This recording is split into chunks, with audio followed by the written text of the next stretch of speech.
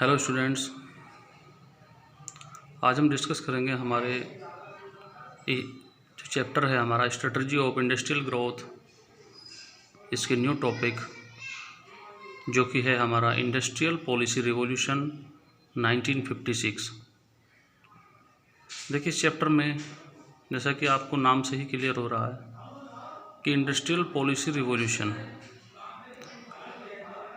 1956 यानी औद्योगिक नीति के तहत जो क्रांति आई हमारे देश में 1956 में, जो हमारे देश में कुछ पॉलिसीज़ बनाई गई to improvement the industry and the economy also. तो इस 1956 ईयर को जो है हम एक रिवॉल्यूशन ईयर भी कह सकते हैं, क्योंकि यहाँ पर सरकार ने कुछ ऐसी नीतियाँ बनाई जिससे हमारे इंडस्ट्रियल सेक्टर का काफ़ी विकास हुआ।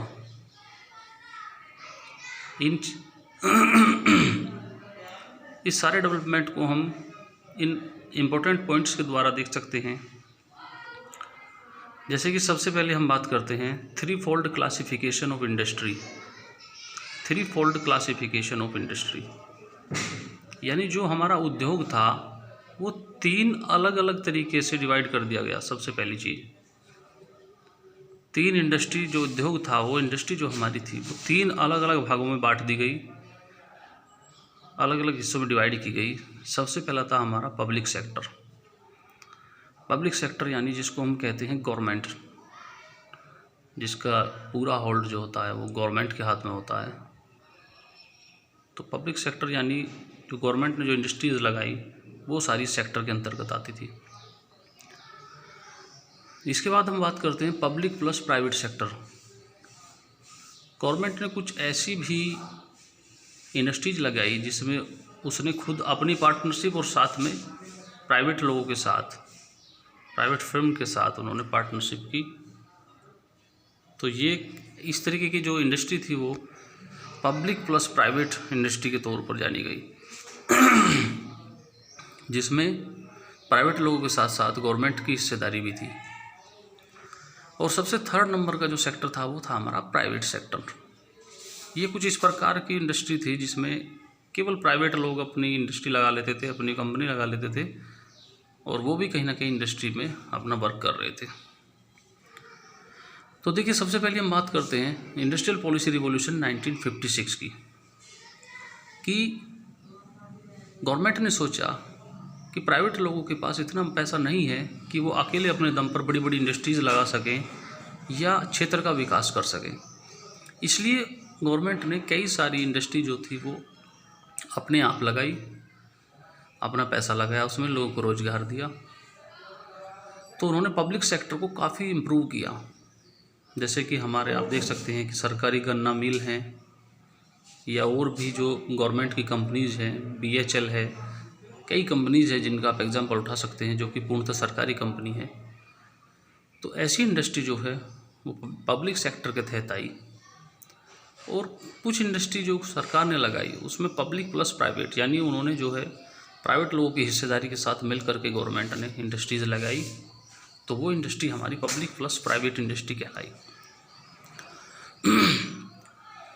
इसके बाद बात करते हैं प्राइवेट सेक्टर।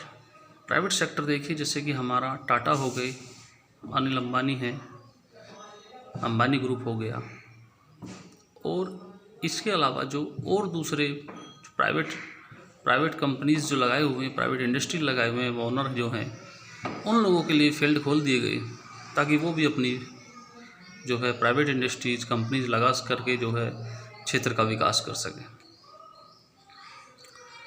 तो सरकार ने जो इस रिवॉल्यूशन में सबसे पहला काम किया वो था three fold classification of industry. तीन प्रकार की जो है औद्योगिक इकाइयाँ लगाई गई, इंडस्ट्रीज़ लगाई गई। नेक्स्ट हम बात करते हैं अब इंडस्ट्रियल लाइसेंसिंग। सरकार ने एक और बहुत अच्छा काम किया। देखिए किसी भी इंडस्ट्री को, किसी भी उद्योग को लगाने के लिए वहाँ की सरकार से, चाहे लोकल गवर्नमेंट हो चाहे सेंट्रल गवर्नमेंट हो, वहाँ की सरकार से परमिशन लेनी पड़ती है, अनुमति लेनी पड़ती है। तो इंडस्ट्रियल लाइसेंसिंग के तहत क्या है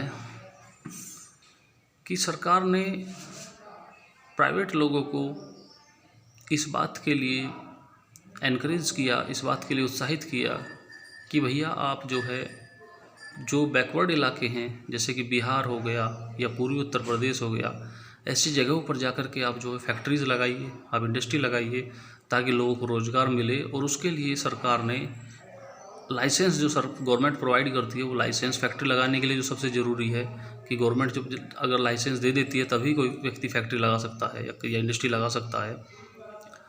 तो इंडस्ट्रियल लाइसेंसिंग की जो शर्तें थी, जो कंडीशंस थी, वो सरकार ने बहुत ही हल्की कर दी। यानी आसानी से अगर आप कहीं पिछड़े इलाकों में, बैकवर्ड एरियाज़ में कंपनी लगाना चाहते हैं, इंडस्ट्री लगाना चाहते हैं, तो गवर्नमेंट ने लाइसेंस जो है वो आसानी से उनको देना शुरू कर दिया। तो इंडस्ट्रियल लाइसेंसिंग ये भी एक नीति का हिस्सा थी सरकार की कि ऐसे क्षेत्रों पर जहाँ पर विकास अभी नहीं हुआ है, जहाँ पर डेवलपमेंट नहीं हुआ है, अभी लोग पिछड़े हुए हैं, वहाँ पर इंडस्ट्रियल लाइसेंसिंग आसानी से दे करके सरकार ने कंपनियों को वहाँ पर आने के लिए जो है प्रोत्साहित किया, उनको एनकरेज किया। इसके बाद बात करते हैं इंडस्ट्रियल कंसेशंस। देखिए, कंसेशंस होती है किसी भी चीज़ में छूट मिलना। औद्योगिक क्षेत्र में किस प्रकार की छूट दी गई, सरकार ने क्या किया, उद्योगपतियों को इंडस्ट्रीज़ लगाने के लिए प्रेरित करने के लिए कुछ कंसेशंस भी दिए, कुछ ऐसी छूट प्रदान की जिससे कि जो है प्राइवेट ओनर जो हैं या जो कंपनियों के मालिक हैं वो आसानी से आकर के जो है और ज़्यादा से ज़्यादा कंपनियां लगाए, उनको ज़्यादा से ज़्यादा मुनाफा मिले और उनका खर्चा कम से कम हो। तो सरकार ने कुछ कंसेशन दिया, उन्हें छूट प्रदान की, जैसे कि सब्सिडी इन पावर सप्लाई। देखिए, किसी भी इंडस्ट्री को चलाने में पावर यानी बिजली की ज़रूरत पड़ती है। और इलेक्ट्रिसिटी कौन प्रोवाइड कराती है? ज़्यादातर गवर्नमेंट ही प्रोवाइड कराती है। गवर्नमेंट यानी सरकार ही प्रोवाइड कराती है। तो हम जानते हैं कि इंडस्ट्रीज़ में काफ़ी ज़्यादा जो है इलेक्ट्रिसिटी खर्च होती है और उसका एक बहुत मोटा बिल भी आता है, बहुत एक लार्ज अमाउंट ऑफ जो है उसका बिल भी पे करना पड़ता है।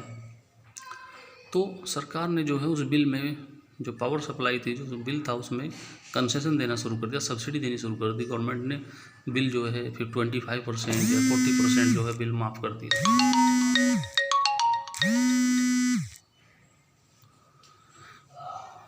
25% या 40% जो है बिल उनका माफ़ कर दिया था। तो या इससे जो है वो प्रोत्साहित होने लगे और जो है उन्होंने इंडस्ट्री लगानी शुरू की। नेक्स्ट है टैक्स रिलीफ। टैक्स रिलीफ देखिए, हम समझ सकते हैं कि सरकार जो है वो टैक्स लगाती है, हम जानते हैं।